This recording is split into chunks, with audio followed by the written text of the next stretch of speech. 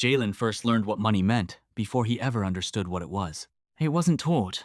It was observed.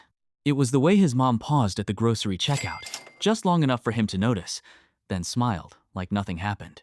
It was the way no didn't sound like refusal. It sounded like conclusion. Final. Not negotiable. At $10 an hour, he didn't know the number $20,000 yet. He only knew the shape of it. It looked like a room he rented in someone else's house. A small space that was technically his, but never fully felt that way. The walls carried other people's lives through them. Television noise at night, footsteps at odd hours, arguments muffled, but still intelligible in emotion, if not words. His car had 190,000 miles. The check engine light had been on so long it had become part of the dashboard's identity. Something you didn't fix because fixing implied you had margin. Everything was marginless. He learned timing the way other people learned skills. Not punctuality timing. The difference between a bill clearing and a paycheck landing. The difference between a card working and a card declining. The difference between buying toothpaste and not buying it, depending on whether a transfer had fully processed or was still suspended in digital limbo. Once, in a grocery store line, he tried to buy bread and toothpaste. The card declined. Not because he was broke in the absolute sense, because $11.40 from a shift hadn't cleared yet. He stepped aside automatically, like he'd rehearsed it, opened his banking app, refreshed it. Once, twice. A third time, slower, as if patience could accelerate infrastructure. Behind him, the world continued politely waiting. He didn't feel shame exactly. Shame was too organized an emotion. What he felt was smaller, more structural. Like something inside him had learned to compress. At night, he applied for jobs that all said the same thing in different fonts. Experience required. He didn't resent them. He just noticed the loop. Work, pay, survive, repeat. Not as philosophy, but as system behavior. Some nights, in the parking lot between shifts, he ate whatever cost $5 and watched his phone screen crack a little more each week. Friends from high school appeared occasionally, photos, updates, announcements of lives that seemed to move in straight lines. He stopped comparing after a while. Not because he felt better, because comparison stopped producing information. At his level, it only produced noise. The first time things shifted, it wasn't dramatic. It was $35,000. It arrived as a job with benefits. A schedule that didn't feel like improvisation. A paycheck that arrived on time often enough that timing stopped being a daily problem. He moved into his own apartment. Not large, not impressive, but quiet in a way he didn't understand at first. Silence that didn't belong to strangers on the other side of a wall. Silence that belonged to him. He noticed he could buy groceries without calculating them twice. Could fill a gas tank instead of rationing it. Could replace shoes without turning it into a financial event. Nothing became easy. It just stopped being fragile. For a while, he waited for it to collapse. One missed paycheck, one unexpected bill, one mistake, he was still calibrated for collapse. But it didn't come. Instead, something else did. Awareness. He began noticing other people's trajectories. Slightly better jobs, slightly better apartments. Not wealth, just variation. Enough variation to imply paths. He didn't feel envy. He felt measurement. And measurement, he learned, is its own kind of pressure. At $50,000, life became recognizable as normal. Bills paid, fridge full, a modest apartment, a working car. The ability to go out without checking an account first.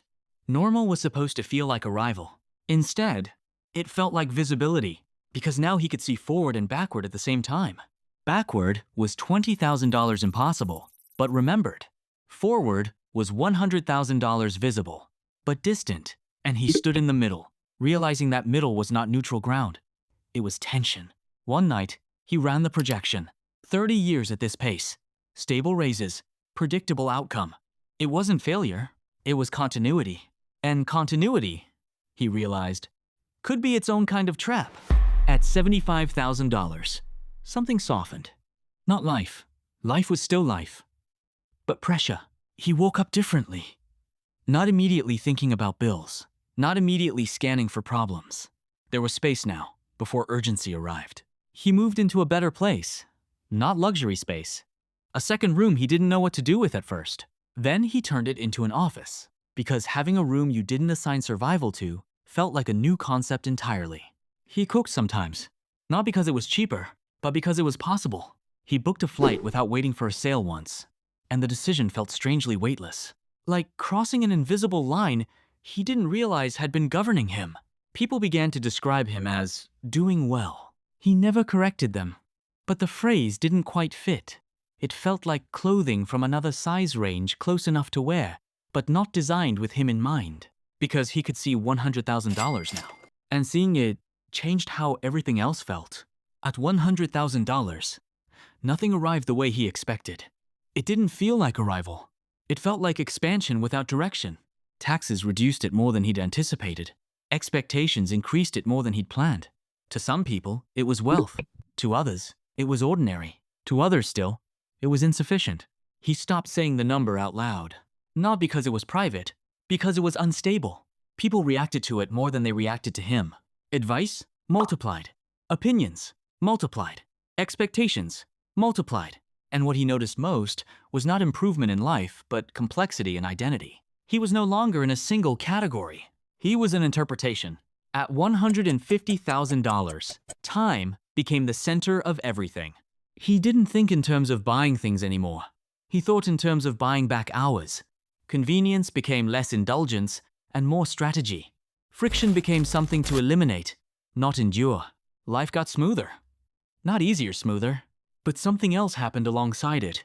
Distance. Friends from earlier stages still existed, but the overlap thinned, not through choice, through divergence.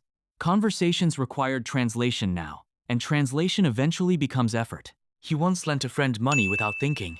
The amount meant nothing to him anymore. But the gratitude on the other end carried a weight that lingered longer than the transaction itself. That was when he understood. It wasn't just income that changed. It was reference. At $250,000 and beyond, the world reorganized itself around new language. Taxes weren't just taxes. They were optimization problems. Savings weren't savings. They were allocation strategies. Spending wasn't spending. It was positioning. People around him didn't talk about cost. They talked about structure. Dinners happened without bill checking. Decisions happened without hesitation. Not because money disappeared, but because it stopped being the primary constraint. And slowly, quietly, the circle narrowed. Not because anyone excluded him, because only certain problems could exist at that altitude.